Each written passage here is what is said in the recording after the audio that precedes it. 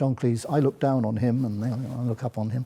That was on the Frost Show, and I think that's a memorable bit of television now. I look down on him because I am upper class. I look up to him because he is upper class. But I look down on him because he is lower class. I am middle class. I know my place. I think the first time I did a camera on more of a drama was Budgie with Adam Faith, Ian Cuthbertson.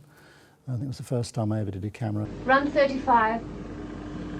3, 2, 1. On to the scene.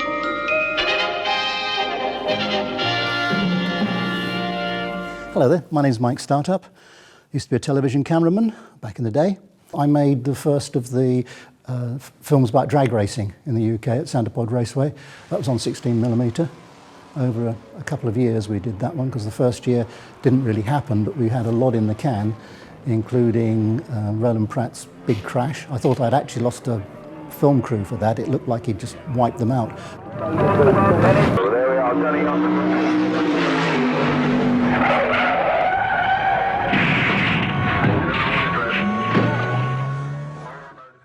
But he went through the box next to them. When the vehicle, the camera crew just jumped off the tripod and rushed after him. And when he got out, he was perfectly okay, but then he caught his foot in the steering wheel and twisted his ankle. After that, you end up being on a usually light entertainment show. The big dramas, they come much later. Something worrying you, lad, is it? No, sir. Well, come on, speak up, don't be frightened of me. Upstairs, downstairs was a very professional show. Everybody seemed to get on very well together as a production crew on that one. We did alternate weeks. I was still only a trainee at the time, so no big responsibilities of camera moves or anything like that, just making sure that the cameras were tracked to the right place on their marks and leave the rest to the cameraman. There are two families living in this house. There's us, the Bellamys. The servants do that in their own way, yes, and a lot goes on that I know nothing about. Whatever your private views may be, and in the absence of my parents, I am in charge in this house. Rose teaching all her tricks, is she, Daisy? Oh, get off, will you, Edward, and leave us alone, and don't drink too much ale. Oh, she's like a mother to me. All right, I'll go. Bye. Your partner in crime was in the bookshop front room with his dirty great fingers and thumbs in my cash register, Budgie. Oh, no, he never. Budgie was manic, if anything. The biggest problem was that, there were two directors. One of the directors was the son of a famous director, and as such believed that he was above all norms. We never ever finished a dress rehearsal. We were lucky to get partway through a dress rehearsal. He couldn't, for the life of him, work out shots. He didn't have a clue. And on the very last show that he was doing, he then said, can we have an overrun? And everybody had been tipped off. No. He threw a chair across the gallery. He was absolutely livid. And they got somebody else in to finish it off. But he used to come down on the studio floor smoking a cigar. And the other director, his walkthroughs were the sort of thing where he would say to the camera, if you were exactly a foot to your left, that shot works, and there you go. And it was all the way through. He'd worked it all out in his head before, and he knew exactly where everything should be, and it was all perfect. Yes, on the buses, I'm afraid I did have to work on that a few times. Wasn't my favourite show, and if ever I had the opportunity, I'd get myself rescheduled as an extra camera out on the outside broadcast rather than work on that one. Some people loved it. Wasn't really my sort of sense of humour. Police, lovely show to work on. That was sort of my sense of humour. John Alderton and the others who were on there. It was, again, you've got a bunch of people in their late teens, early 20s, all pretending to be school children.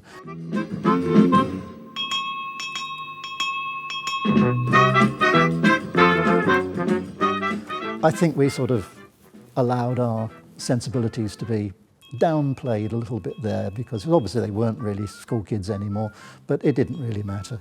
And they used to do things like write the first line of a story and then fold it up and pass it round the class. That was fairly normal. When we did Complete and Utter History of Britain, one of the artists who was on, he was English, but he'd been working a lot in America. And we just finished the recording, and they were just checking that they got some spots on the tape, as they call it, magnetics had all worked. And he said, right, so what do we do? Change the audience and then we go again? And I said, no, why? He said, oh, a couple of times there were some very innuendo-y bits and they laughed out loud. He said, yeah, that's what's expected. Nevertheless, it is here that we find the first primitive Englishman.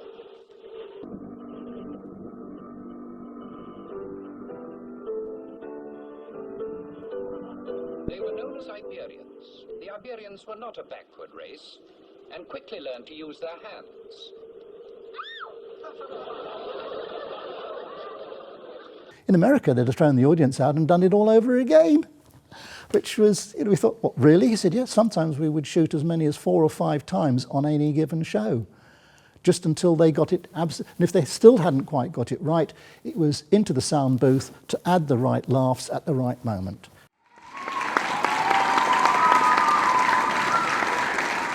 The Guardians was very forward for its time.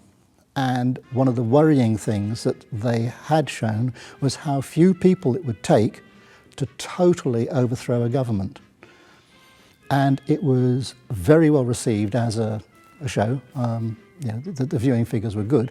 And we were going to do a Guardians 2. And the rumour was that the person who was responsible was called in to have a quiet chat at a gentleman's club in London. And it was explained to him that we thought you were looking for something in the New Year's honours. Well, it wouldn't happen if we had a Guardians 2. Now, whether that was just hearsay or whatever else, but it was something that most of us heard about, and we think it was probably real. Yeah, well, bloody watch it, mate. I'm watching it, Sam. I'm watching it. We had a period of time at ITN where we were being used as a sort of annex studio for some of the then very new pop channels like MTV, that sort of thing, and they just weren't able to cope themselves. And most of the pop people at the time didn't have their own facilities for doing it. Susie Quattro and Alvin Stardust, remember those in particular. I just want you.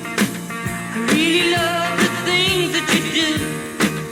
Come on and love me too. Or won't you be my cuckoo? Down the table, good drive. So come alive, down in Devilgate Drive. Because absolutely great people to work with, really enjoyed it. So from then on, I don't think I had any more professional TV freelance work, but what I have done is kept in touch on the editing side. 15 seconds, 30 seconds, that sort of thing. Occasionally up on the cinema screen, I do them for Worthing Wormhole, which is a Comic-Con in Worthing, and that's it. But it's a nice feeling to go to the cinema and see your stuff up on the big screen. I think if no one's ever had that opportunity, then it's part of what we do in the film business. I mean, you're not doing it in isolation. You're doing it because there will be an appreciation of it further down the line. It's a very positive activity because you are part of the arts. I know it sounds a sort of airy-fairy sort of thing to say, but you're doing something which is, apart from the outside broadcast, I suppose, but in studio dramas and all that sort of thing, you're creating something out of somebody else's mind. You're being asked to put their dreams and aspirations on the screen so that everybody else can see them.